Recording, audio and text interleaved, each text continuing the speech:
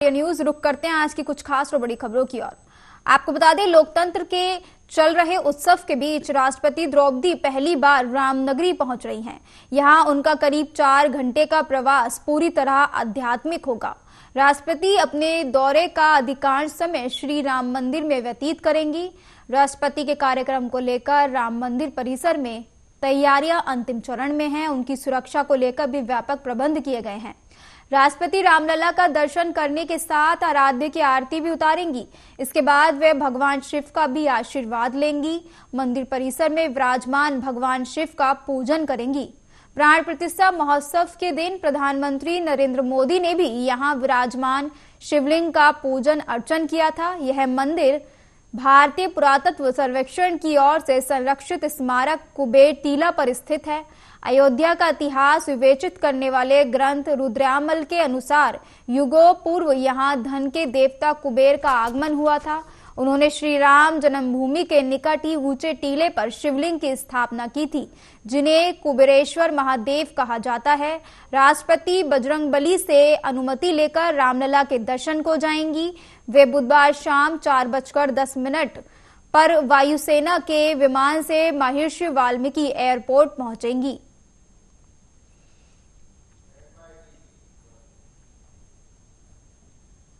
और आपको बता दें, माध्यमिक शिक्षा भर्ती प्रकरण में सोमवार देर रात कर्नलगंज पुलिस ने डीआईओएस की तहरीर पर कथित 9 शिक्षकों पर मुकदमा दर्ज कर लिया। इधर डीआईओएस अरुण कुमार ने नौकरी पा चुकी 2 शिक्षिकाओं की सेवाओं को भी समाप्त कर दिया है।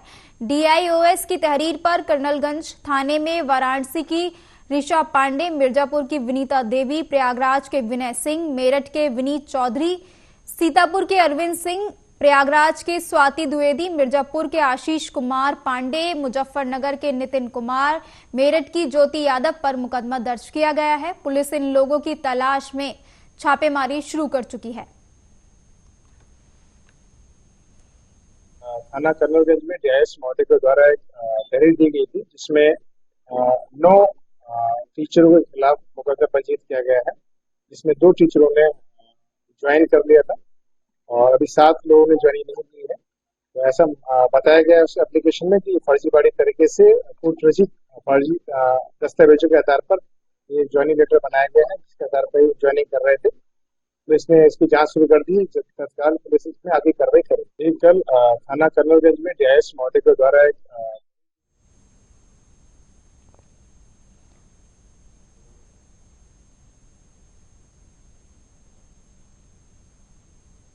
और आपको बता दें, छत्तीसगढ़ के पूर्व मुख्यमंत्री और कांग्रेस नेता भूपेश बघेल ने कहा, हमने अंतर्राष्ट्रीय मजदूर दिवस के अवसर पर भोजन को सम्मान देने के लिए बोरे बासी दिवस मनाने का फैसला किया था।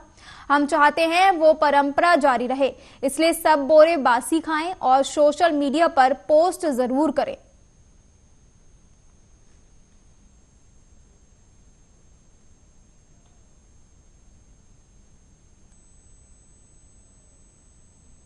तो छत्तीसगढ़ और छत्तीसगढ़ियों को कोई लेने देना नहीं।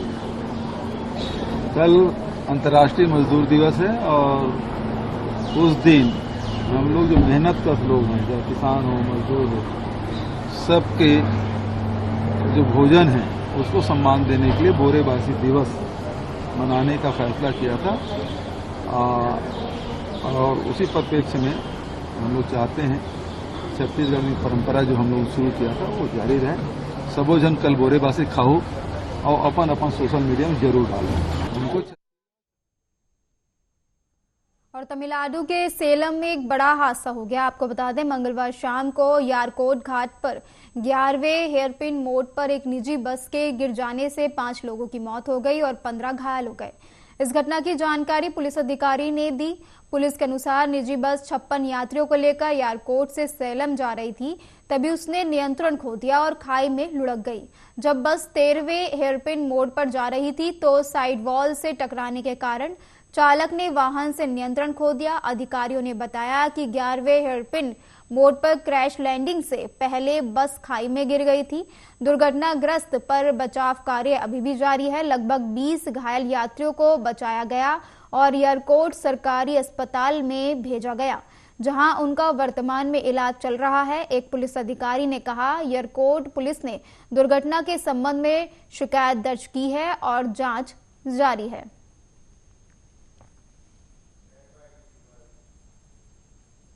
और आपको बता दें कि गुजरात के मुख्यमंत्री भूपेंद्र पटेल ने वैष्णव समुदाय के एक कार्यक्रम को संबोधित किया। इस दौरान उन्होंने क्या कुछ कहा, आप भी सुनिए।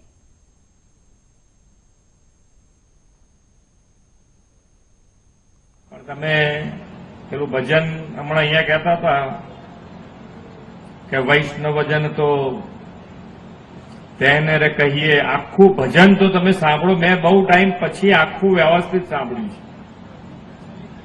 એ ભજન પ્રમાણે જો જિંદગી જીવીએ ને તો ખરેખર આપણે જે ભગવાનની જોડે પહોંચવું હોય પહોંચી જવાય એવું છે। આખા શબ્દે શબ્દો મેં સાંભળ્યા છે, શાંતિથી સાંભળ્યા, એકલા બેસી,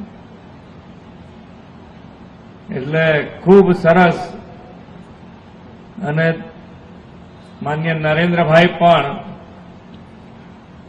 એમના આયા પછી રાજકીય જ્યારે ઇલેક્શન હોય અને ઇલેક્શન વખતે વિકાસની વાતો થતી હોય તો એ માન્ય નરેન્દ્રભાઈના આયા પછી। બાકી ઇલેક્શન આવે એટલે ગમે ત્યાંથી જ્ઞાતિ જાતિવાદ આવી અને ઇલેક્શન ક્યારે પૂરું થાય એ પછી તમારે બીજું ઇલેક્શન આવે ત્યાં સુધી। और आपको बता दें कि अयोध्या में श्री राम जन्मभूमि तीर्थ क्षेत्र के महासचिव चंपत राय ने बयान दिया और कहा कि राहुल गांधी ने गुजरात में किसी सभा में कहा है कि अयोध्या में रामलला की प्राण प्रतिष्ठा के अवसर पर राष्ट्रपति द्रौपदी मुर्मू को आदिवासी होने के कारण नहीं बुलाया गया। हमें राहुल गांधी के इस वाक्य पर गंभीर आपत्ति है। ये असत्य है, निराधार है और भ्रामक है। हम बताना चाहते हैं कि राष्ट्रपति द्रौपदी मुर्मू को प्राण प्रतिष्ठा के अवसर पर अयोध्या पधारने का आमंत्रण दिया गया है। इसके साथ साथ अनुसूचित जाति, अनुसूचित जनजाति, अन्य पिछड़ा वर्ग एवं अत्यधिक गरीब ऐसे समाज के तमाम लोगों को आमंत्रित किया गया था।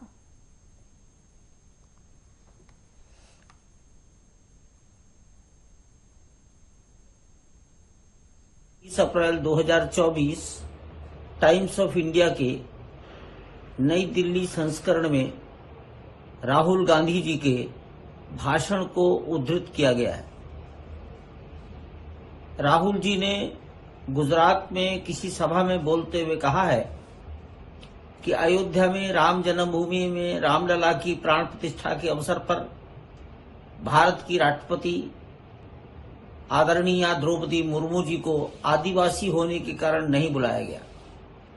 हमें श्री राम जन्मभूमि तीर्थ क्षेत्र ट्रस्ट का महामंत्री होने के नाते, ट्रस्टी होने के नाते राहुल जी के इन वाक्यों पर गंभीर आपत्ति है।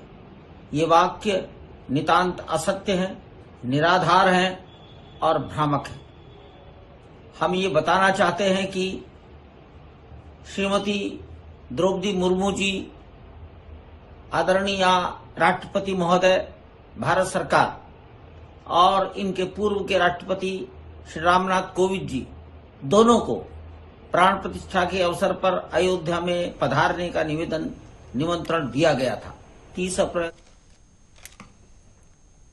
और आपको बता दें, भाजपा सांसद सुभाष बराल ने बयान दिया और कहा कि रोहतक का मतदाता इस बात को समझ चुका है कि कांग्रेस और विशेष तौर पर हुड्डा परिवार इस क्षेत्र के लोगों को इमोशनल ब्लैकमेल करते थे।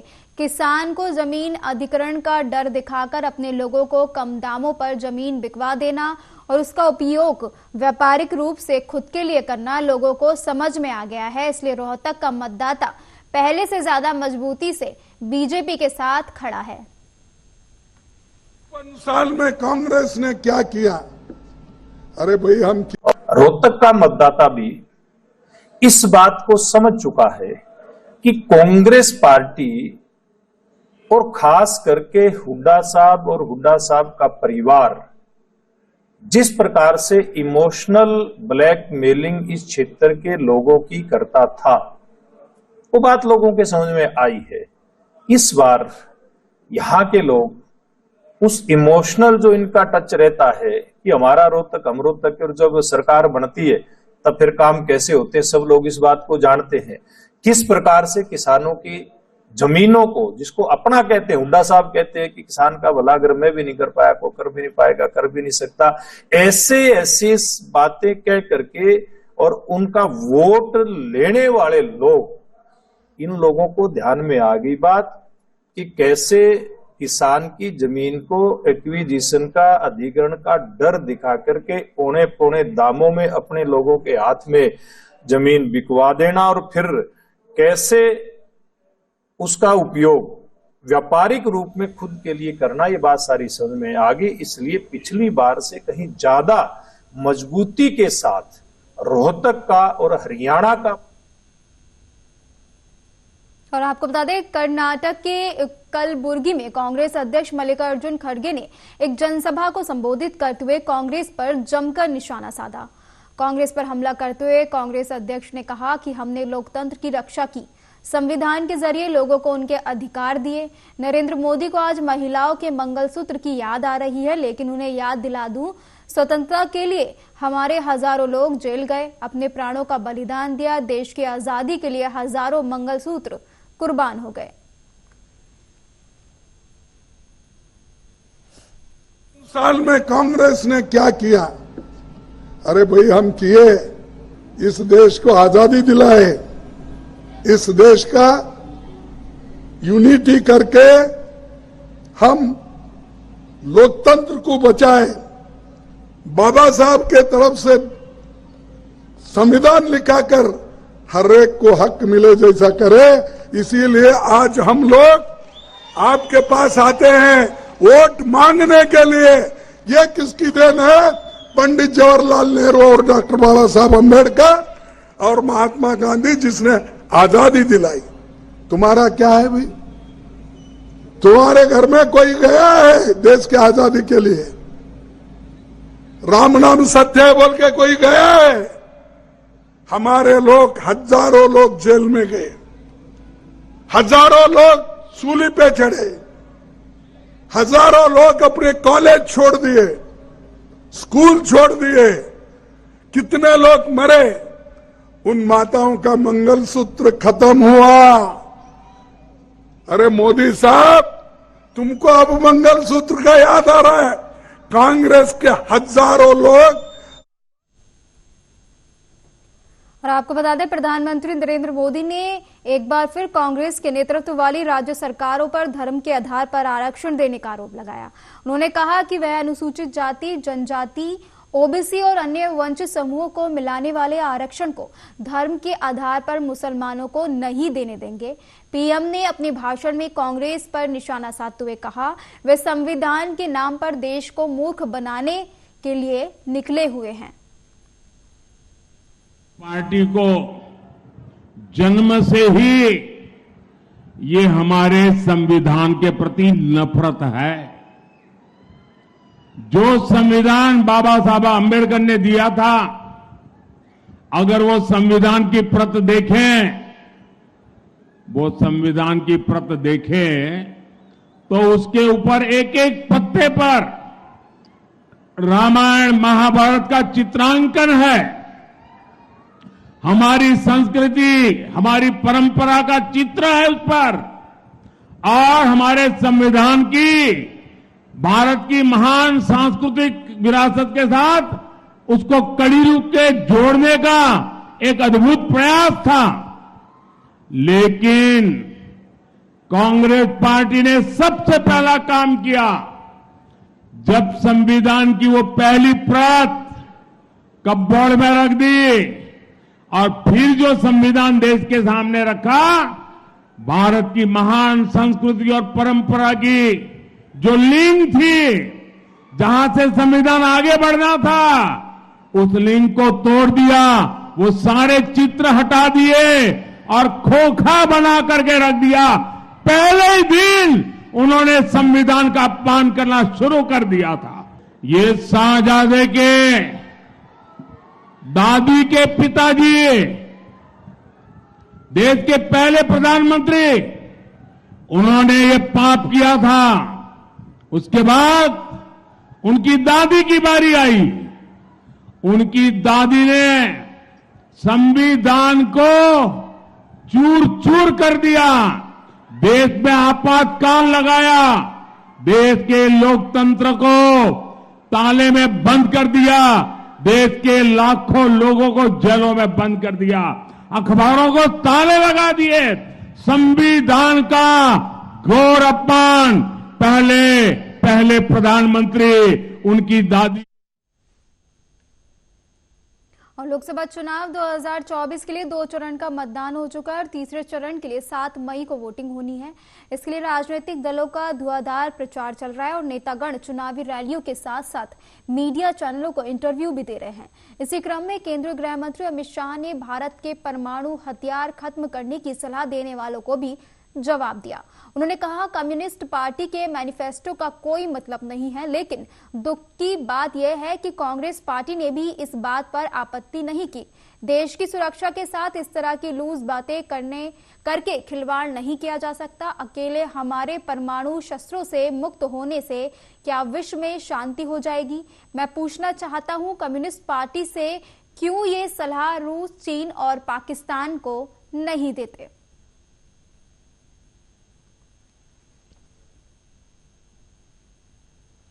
और आपको बता दें, खरगोन में लोकसभा चुनाव को लेकर आगामी 6 मई को देश के प्रधानमंत्री नरेंद्र मोदी के चुनावी दौरे पर खरगोन पहुंचेंगे, जहां पीएम नरेंद्र मोदी खरगोन के बीजेपी उम्मीदवार और वर्तमान बीजेपी सांसद गजेंद्र सिंह पटेल के समर्थन में नवग्रह मेला मैदान में विशाल आम सभा को संबोधित करेंगे। मोदी के दौरे को लेकर बीजेपी कार्यकर्ताओं में जमकर उत्साह देखा जा रहा है। आपको बता दें, पीएम मोदी के 6 मई के आगमन को लेकर बीजेपी विधायक और खरगोन लोकसभा चुनाव के संयोजक बालकृष्ण पाटीदार और बीजेपी पदाधिकारियों ने नवग्रह मेला ग्राउंड पर स्थित सभा स्थल का विधिवत भूमि पूजन और पूजा अर्चन कर तैयारियों का जायजा लिया। इस दौरान सभी बीजेपी के कार्यकर्ताओं और नेताओं ने 400 पार और मोदी के नारे लगाए। बीजेपी के राष्ट्रीय सचिव मनजिंदर सिंह सिरसा राजधानी भोपाल के बीजेपी प्रदेश कार्यालय में पत्रकार वार्ता को संबोधित करते हुए लोकसभा चुनाव में भोपाल के बीजेपी प्रत्याशी आलोक शर्मा और प्रधानमंत्री मोदी को सिख समाज के समर्थन देने की बात कही। साथ ही कांग्रेस और पूर्व मुख्यमंत्री कमलनाथ पर सिख दंगों को लेकर आरोप लगाते हुए कहा कि 1984 के सिख दंगों में कत्लेआम में कमलनाथ का बड़ा हाथ था, बाकी के लोग भी छिंदवाड़ा के ही थे। बेकसूर सिखों का कत्ल करने वालों के खिलाफ मोदी के नेतृत्व में कार्रवाई हुई है। तीसरी बार देश के पीएम मोदी जी बनेंगे।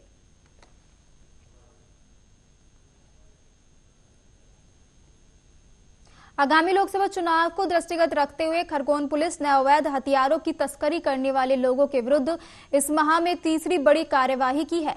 भीकनगांव अनुभाग के बिस्टान थाना अंतर्गत ग्राम देवला से 2 आरोपियों को 37 अवैध हथियारों के साथ गिरफ्तार किया है, जिसकी कीमत 6 लाख रुपए बताई जा रही है।